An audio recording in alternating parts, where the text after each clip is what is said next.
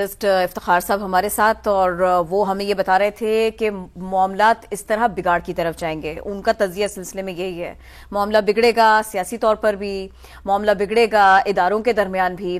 اس وقت بھی اس ایک کیس کو لے کر، مختلف کیسز کے ساتھ ساتھ اس ایک بڑے معاملے کو لے کر اس وقت اس کے 3 جو ہے نا ادارے اس کے اندر انوالو ہو چکے ہیں. موجودہ حکومت ہو، الیکشن کمیشن آف پاکستان ہو، یا پھر فاضل عدالت ہو، بڑی عدالت ہو. ایک تحریری فیصلہ شارٹ آرڈر پہلے آ گیا تھا، آج اس کا تفصیلی فیصلہ آ چکا ہے.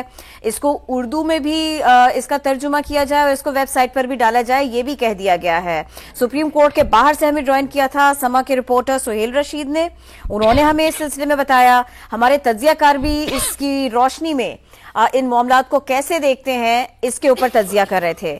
بڑا فیصلہ آ گیا، تفصیلی فیصلہ آ گیا، مخصوص نشستوں کا معاملہ، تفصیلی فیصلہ جاری کر دیا گیا. الیکشن میں بڑا اسٹیک عوام کا ہوتا ہے، اس تفصیلی فیصلے میں درج ہے. انتخابی تنازع بنیادی طور پر سول تنازعات سے مختلف ہوتا ہے، اس کو ایسے دیکھا گیا.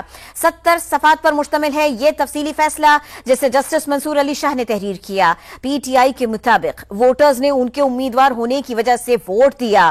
پی ٹی آئی کا یہ دعویٰ تھا کہ آزاد امیدوار بھی پی ٹی آئی کے ہی امیدوار تھے. اب یہ سمجھنے کی بہت کوشش کی کہ اتنے آزاد امیدوار کیسے کامیاب ہو سکتے ہیں. تفصیلی فیصلے میں یہ سوال لکھا گیا. آزاد امیدواروں کی کامیابی کے سوال کا کوئی تسلی بخش جواب نہیں دیا گیا.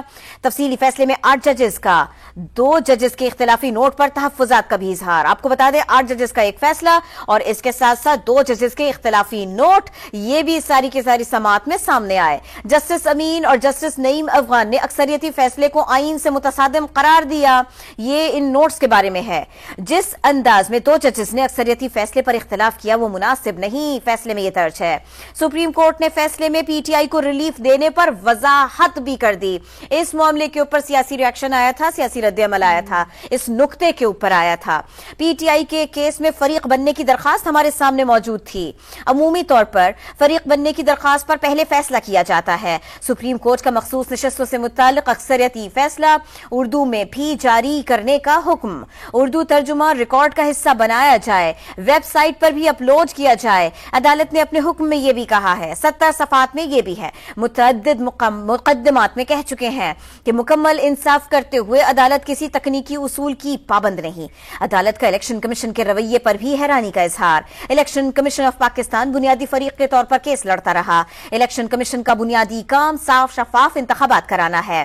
الیکشن کمیشن کے 1 مارچ کے فیصلے کی کوئی قانونی حیثیت نہیں، تفصیلی فیصلے میں یہ درج ہے.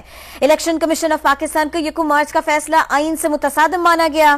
پشاور ہائی کورٹ کا فیصلہ کالعدم قرار دیا گیا، تفصیلی فیصلے میں یہ بھی درج. جسٹس امین اور جسٹس نعیم افغان کا عمل ججز کے منصب کے منافی ہے، فیصلے میں یہ بھی لکھا گیا ہے. بالکل، اور اسی فیصلے کے حوالے سے ماہر قانون کیا رائے رکھتے ہیں، وہ کیا کہتے ہیں. سابق سیکرٹری الیکشن کمیشن کنور دلشاد کی جانب سے کیا کہا گیا، ناظرین کو سنواتے ہیں. کمیشن اور سپریم کورٹ آمنے سامنے کھڑی ہو گئی ہے، تو اب وہ اس کے پارلیمنٹ 3 ادارے سامنے ہو گئے ہیں، پارلیمنٹ، الیکشن کمیشن اور سپریم کورٹ آف پاکستان. اب تینوں کے درمیان جو بات ہوگی وہ الیکشن کمیشن پاکستان نے بہت سوچ سمجھ کے فیصلہ کرنا ہوگا. الیکشن کمیشن پاکستان اپنے تمام اختیارات کو مد نظر رکھتے ہوئے نیشنل اسمبلی سیکریٹریٹ کے نوٹیفکیشن کو دیکھتے ہوئے اور جو خط لکھا ہے اسپیکر قومی اسمبلی نے اس کو بھی سامنے رکھیں گے. اور اس کے بعد جو الیکشن ایکٹ 2 میں جو ترمیم آئی ہے جس کے تحت کہا گیا ہے کہ تمام فیصلے جو ہے الیکشن کمیشن کے وہ کوئی کسی عدالت میں چیلنج نہیں ہو سکتے، وہ سب چیزوں کو تو سابق سیکرٹری الیکشن کمیشن کنور دلشاد کی سما سے کی گئی گفتگو. سما کے ناظرین